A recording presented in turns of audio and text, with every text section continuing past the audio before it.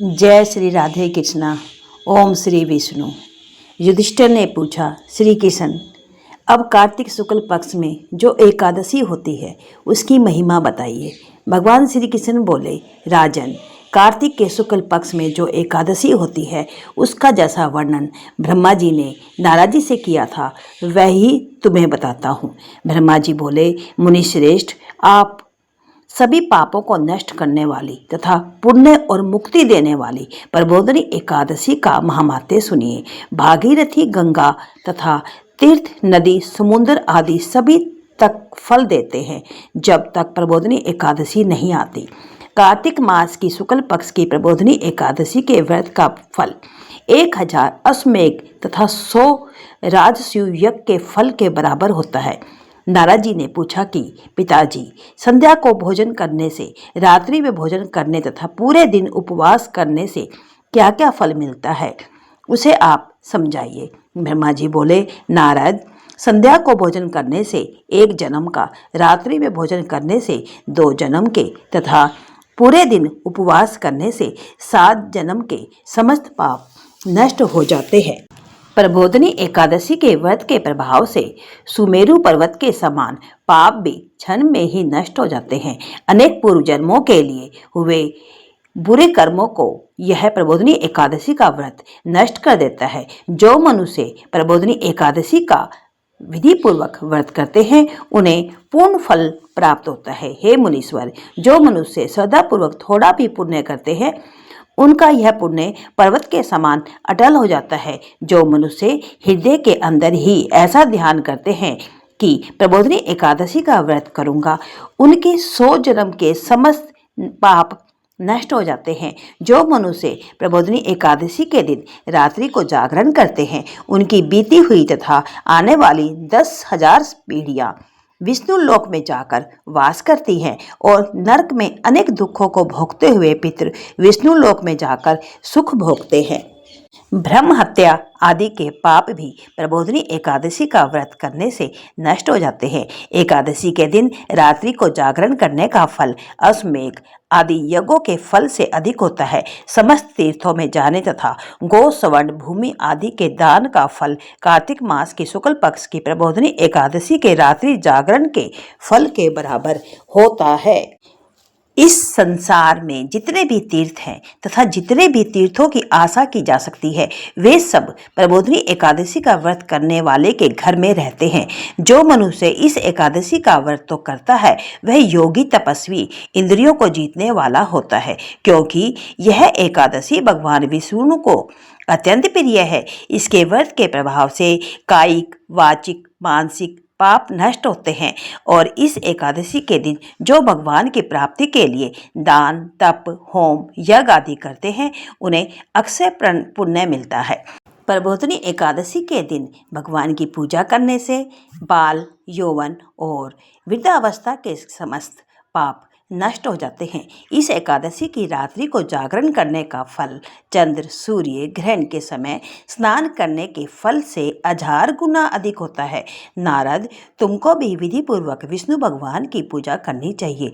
जो मनुष्य कार्तिक मास में धर्मपरायण होकर अन्य किसी व्यक्तियों को अन्न नहीं खाते उन्हें चंद्रायन व्रत का फल मिलता है। कार्तिक मास में भगवान दान आदि से उतने प्रसन्न नहीं होते जितने कि शास्त्रों की कथा सुनने से प्रसन्न होते हैं। कार्तिक मास में जो मनुष्य भगवान की कथा को थोड़ा बहुत पढ़ते हैं या सुनते हैं उन्हें 100 गौ के दान का फल मिलता है। जो मनुष्य अपने कल्याण के लिए विष्णु भगवान की कथा सुनते हैं उन्हें 100 गौ के दान का फल मिलता है। मनुष्य अपने कल्याण के लिए विष्णु भगवान की कथा सुनते हैं वे अपने कुटुंब का उद्धार करके 1000 गौ दान का फल पाते हैं। जो मनुष्य प्रबोधिनी एकादशी के दिन विष्णु की कथा सुनते हैं उन्हें 7 दीप के दान का फल मिलता है। जो विष्णु भगवान की भक्तिपूर्वक कथा सुनते हैं और कथा बाँचने वाले ब्राह्मण की यथाचित पूजा करते हैं तथा उसे संतुष्ट करते हैं वे उत्तम लोक को जाते हैं। नारद जी बोले, हे ब्रह्मा जी, आप आप एकादशी के व्रत का विधान कहिए और व्रत करने से कौन सा पुण्य मिलता है वह भी समझाइए। ब्रह्मा जी बोले, नारद, इस एकादशी के दिन मनुष्य को ब्रह्म मुहूर्त में उठना चाहिए और नदी, तालाब, कुआं आदि पर स्नान करके व्रत का नियम ग्रहण करना चाहिए। उस समय भगवान से विनय करनी चाहिए कि हे भगवान, आज मैं निराहार रहूँगा, दूसरे दिन भोजन करूँगा, इसलिए आप मेरी रक्षा करें। इस प्रकार विनय करके भगवान की पूजा करनी चाहिए। उस रात्रि को भगवान के समीप गीत, नृत्य, बाजे तथा कथा आदि से रात्रि व्यतीत करनी चाहिए। प्रबोधिनी एकादशी के दिन कृपणता को त्याग कर बहुत से पुष्प, फल, अगरबत्ती, धूप आदि से भगवान की आराधना करनी चाहिए। शंख के जल से भगवान का अर्घ्य देना चाहिए। इसका समस्त तीर्थदान आदि से करोड़ गुना अधिक फल होता है। जो मनुष्य पुष्प से भगवान की पूजा करते हैं उनके सामने इंद्र भी हाथ जोड़ते हैं। कार्तिक मास में जो बिल्व पत्र से भगवान की पूजा करते हैं उन्हें अंत में मुक्ति मिलती है। कार्तिक मास में जो मनुष्य तुलसी जी से भगवान की पूजा करता है उसके 10,000 जन्म के समस्त पाप नष्ट हो जाते हैं। जो मनुष्य इस मास में श्री तुलसी जी के दर्शन करते हैं या स्पर्श, ध्यान, रोपण अथवा सेवा करते हैं वे 1000 युग तक भगवान के घर में रहते हैं।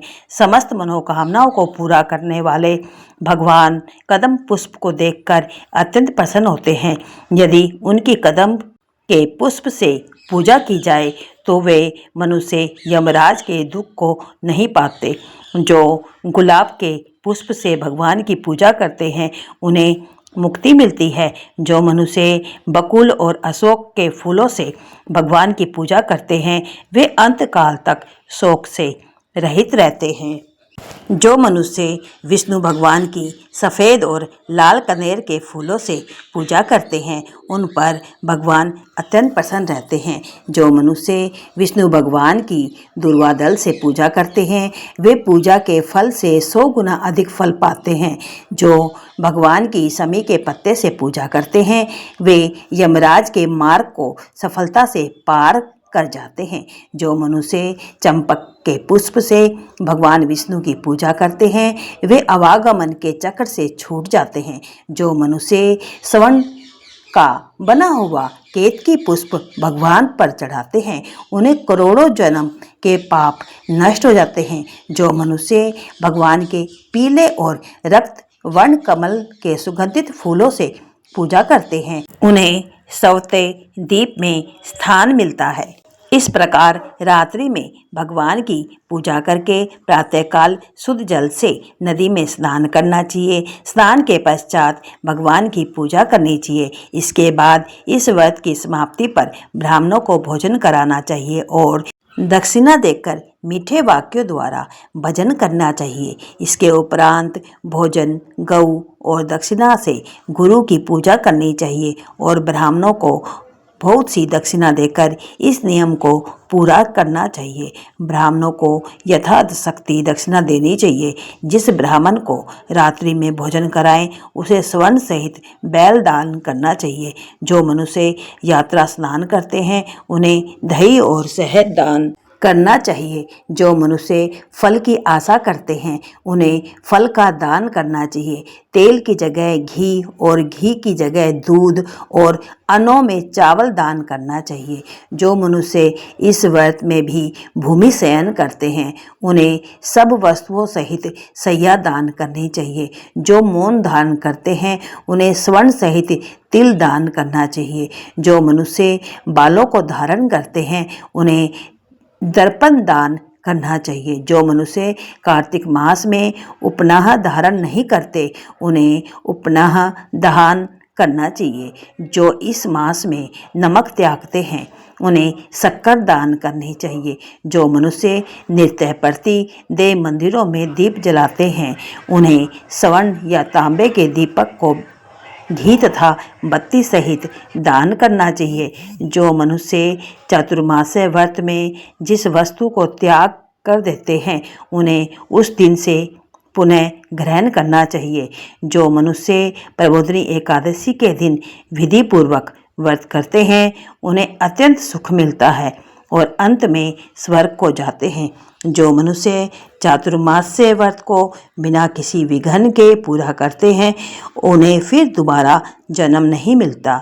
जिन मनुष्यों का व्रत खंडित हो जाता है वे नरक को जाते हैं। जो मनुष्य इस एकादशी के महात्म्य को सुनता व पढ़ता है उसे अनेक गौदान का फल मिलता है। स्वाध्याय, तपस्या व त्याग की दृष्टि से चातुर्मास्य का नियम बेहद महत्वपूर्ण है। भगवान श्री विष्णु की भक्ति में लीन होने के लिए यह समय अत्यंत उत्तम होता है। गृहस्थ में बंधा व्यक्ति भी चातुर्मास्य में भगवान विष्णु की भक्ति का पूरा लाभ उठा सकता है। जय श्री हरि विष्णु। विष्णु जी अपने भक्तों की सारी विपदाएं दूर करना, उनकी जो भी आशाएं हैं उन्हें पूरी करना। जय श्री हरि विष्णु। प्रबोधिनी एकादशी, देवउठनी एकादशी की आपको हार्दिक शुभकामनाएं। ये एकादशी आपके जीवन में मंगल ही मंगल करे और आपके सारे काम बनाए। जय देवउठनी एकादशी। जय श्री विष्णु। हरे विष्णु।